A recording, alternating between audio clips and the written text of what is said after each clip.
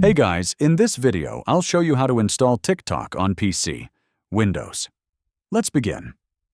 First, open the Microsoft Store on your computer. You can find it by clicking the Start menu and typing Microsoft Store in the search bar.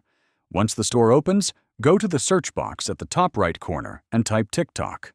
From the results, click on the official TikTok app. Make sure it's published by TikTok Inc. to avoid any fake versions. Next, click the Get or Install button. The download will start, and it may take a few minutes depending on your internet speed. When the installation finishes, click Open to launch TikTok on your PC. Now, you'll see the login screen.